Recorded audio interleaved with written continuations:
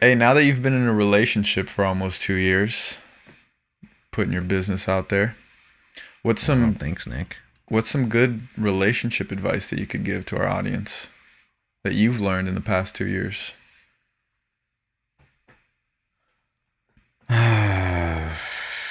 Wow, that's a good question. Damn, seems like you ain't learned shit. Oh, I definitely learned. But to be honest with you, I learned a lot by being single as well. Because I used to watch other people in relationships and know what not to do. So therefore, once I got into a relationship, I kind of had some knowledge on what to do and what not to do. Right.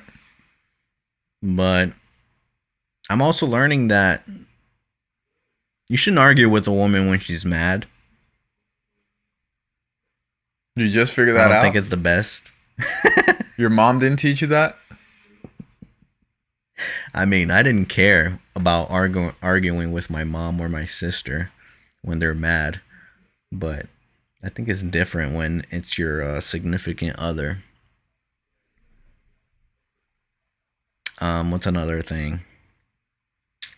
I think also like in a relationship, you should always be serving each other, no matter what, because like I feel like a lot of people can be lazy. They can get lazy. They can get complacent.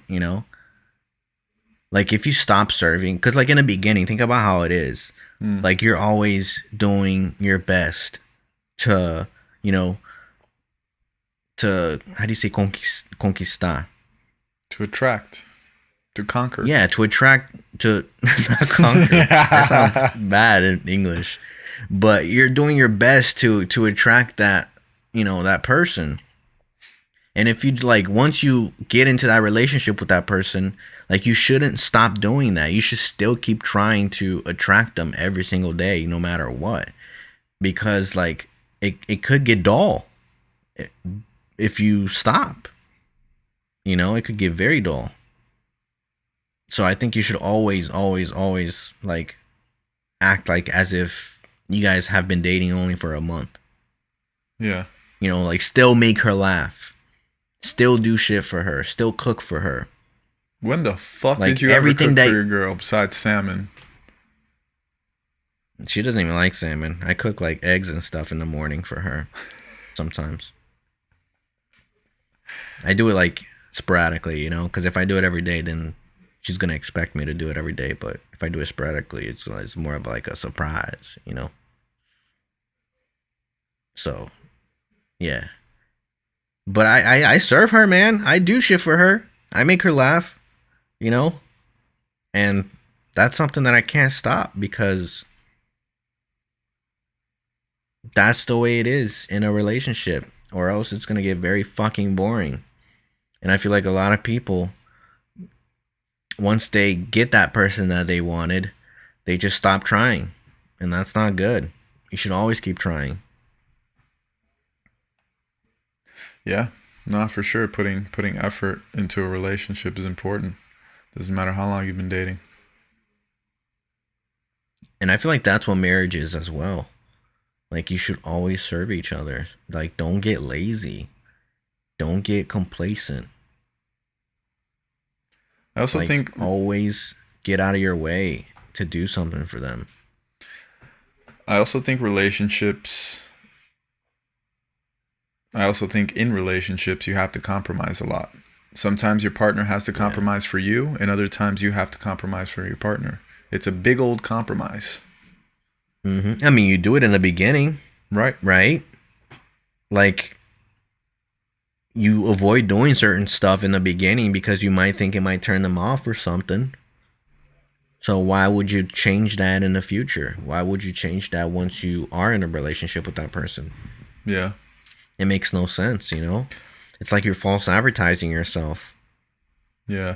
I also That's why learned, I think it's so important for you to be like extremely real at first, yeah. but not like overwhelm them with shit, you know? Cuz I am also like learning to like periodically like tell her what I really believe in. like philosophies and all that stuff. Because if I did that at first, I'm sure things would be different. Yeah. I also learned that you have to treat your girlfriend or boyfriend, whatever, if you're the opposite sex or if you're into dating the same sex, you also have to treat them as your partner, not as a friend. Like they could be your best friend, but don't treat them like I remember one thing that I messed up in when I was younger is I treated my girlfriend as a homeboy. And then later, Used to like dapper up and shit. Like, what up? Hey, what up? nah, just like just do certain things as like a homeboy, like certain jokes that I do with my boys, I would do it with her and stuff like that. And then later on in the relationship, when I was getting that same energy reciprocated towards me, I didn't like it. And I That had she started farting in front of you and burping. Yep, that too. So when I got that, I didn't appreciate it, but I only had myself to blame because I was the one that opened up that door, Yeah. you know, and certain jokes, certain things like that. Now, in the relationships that I do have nowadays, I definitely treat my partner as my partner. They're still my friend. They're still somebody that I deeply care about, like a best friend per se, but I would never treat him as a homeboy. Or if you're a girl, I wouldn't treat him as a homegirl or him as a homegirl, you know? Or like you wouldn't act as if you were around your friends. Yeah. Right? Because even certain jokes, like, don't fly with girls like that you're in a relationship with. No. Like, maybe I can tell a joke that maybe my friends find it funny, but my girlfriend's not going to find it funny. Right. Or I could do certain things that my friends find it funny, but my girlfriend isn't. Yeah. Even farting sometimes, as dumb as that sounds, sometimes it's really funny, especially if you're around friends, like when you do it unexpectedly, you know? Right. But if you're going to do that around your girl, especially depends on the girl, I don't know. But if you're going to do that around your girl or your significant other, they're going to find it kind of nasty. Nah, yeah. I wouldn't do that anymore. I've done it before. Like you did in the past that she started farting? Yeah, I did it in the past. And then the girl that I was in a relationship with farted in front of me. And I was like, oh, man, I didn't know that was such a big turnoff. Damn. Yeah. But, hey, I learned. And I haven't farted in front of a girl in years. Years. Yeah, me neither. I don't think I've ever did. Yeah, no, not something I enjoy. Also, communication. I mean, that sounds simple and mundane, but I think communication is so important, and knowing how to communicate, knowing how to express yourself. Personally, I know a lot of times I would rather, I'd rather hold on to it and not say it right away. But I learned that holding on to it and not saying it right away when that thing happens is actually a worse thing. I used to think it wasn't. I used to think it was maturity to be like, oh, I don't have to talk about it right now. But if it comes up again, then I'll do it. But you're just excusing that behavior if you don't like that. So you just kind of got to nip it in the butt right away, you know? But it's not also about being disrespectful towards them. You can't say it with anger, because that's what I always felt like. Oh, if I say it to them now, I'm going to say it with anger. But in reality, there might be a little bit of anger there, but it's way better to say it right then and there than holding on to it and being extremely angry later and just blowing up and saying it.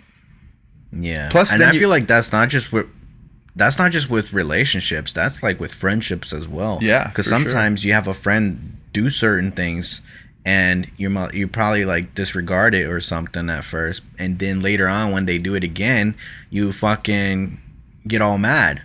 And that's not the right approach, because like he didn't know that you didn't like it. You just chose to fucking, hold that shit in and then explode about it later. Yeah.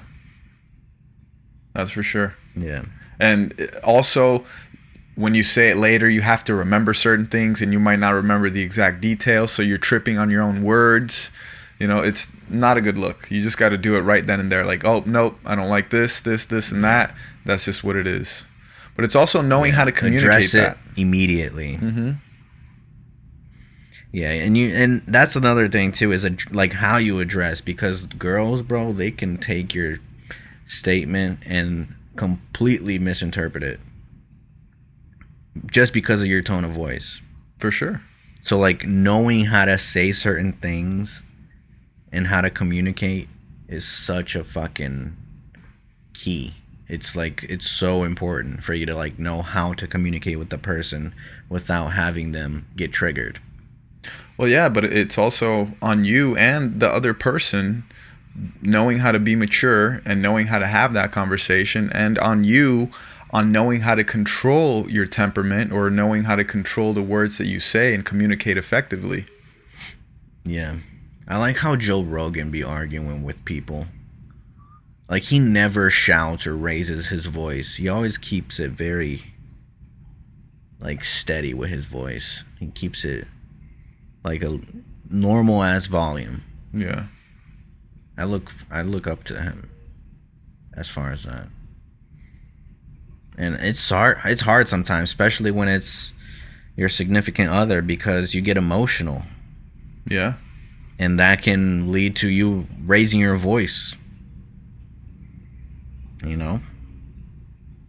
And that could like turn out to not be so good because you raised your voice. Oh yeah. Yeah, man, I've definitely had some bad arguments in the past, and I can't sit here and blame it on the female because it takes two to have an argument, you know? It's not just one person, so I'm 50% of that problem. Yeah. It's hard being in a relationship, man. It really is. Being single is way easy if you really think about it, because you don't have to attend to anybody. You don't have to like cater to anybody or compromise. Yeah. But it's very rewarding at the same time, because sometimes you need that person to talk to, you know? Yeah. And like sometimes they know exactly what you're going through because they're with you.